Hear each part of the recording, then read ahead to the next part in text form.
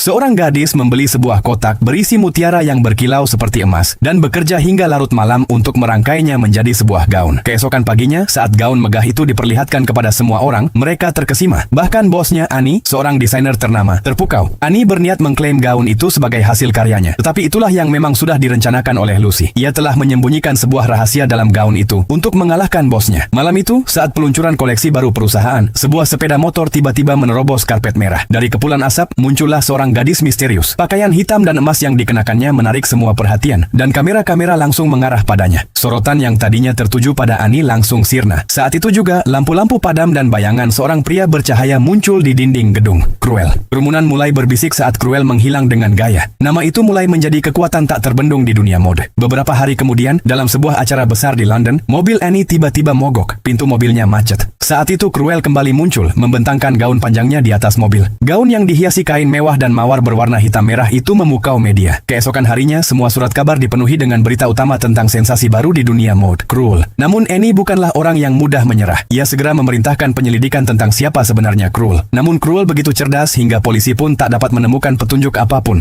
Sementara itu, Cruel diam-diam bekerja di perusahaan Annie dengan nama aslinya, sambil mempersiapkan langkah selanjutnya. Annie mulai curiga dan bertanya kepada Lucy mengapa ia menyembunyikan bakat aslinya. Lucy menjawab bahwa ia hanya melakukan hal-hal itu di waktu luangnya. Annie tersenyum licik dan berkata, "Waktumu, desainmu, jiwamu, semuanya milikku. Sepertinya aku telah menemukan mahakarya baru." Pada peragaan busana minggu berikutnya, Annie tampil mengenakan gaun yang sama seperti yang pernah dirancang oleh Cruel. Namun tepat saat itu, sebuah truk sampah berhenti di luar. Tutupnya terbuka dan tumpukan pakaian jatuh ke tanah. Tiba-tiba, Cruel muncul dari balik tumpukan dengan senyum elegan. Ia naik ke atas truk dan saat truk itu melaju, orang-orang menyadari bahwa tumpukan pakaian itu sebenarnya adalah gaun sepanjang 15 meter, dengan Cruel berdiri di atasnya sambil tertawa. Kamera-kamera terus berbunyi, sementara panitia acara terlihat geram. Penjualan rumah mode milik Annie pun anjlok drastis. Kini Annie ingin Cruel ditangkap, tetapi tidak ada hukum yang bisa menjeratnya. Frustrasi Annie mengandalkan harapannya pada malam mode paling bergengsi dalam setahun. Yakin bahwa gaun emas megahnya akan mengembalikan reputasinya. Tapi Cruel telah merancang rencana lain. Ia memberi isyarat kepada rekannya untuk menyusup ke rumah mode dan sengaja meninggalkan beberapa petunjuk tentang pencurian. Annie, yang makin waspada, mengunci semua gaunnya di dalam sebuah brankas. Tetapi itulah yang justru diinginkan oleh Cruel. Pada hari peragaan, saat brankas dibuka, ribuan serangga beterbangan keluar. Kepanikan pun terjadi, dan orang-orang berlarian ketakutan. Gaun-gaun mewah Annie hancur total. Mutiara-mutiara emas itu ternyata adalah telur serangga yang menetas dalam lingkungan aman di dalam brankas. Dengan langkah terakhir itu, Cruel berhasil menghancurkan Annie sepenuhnya.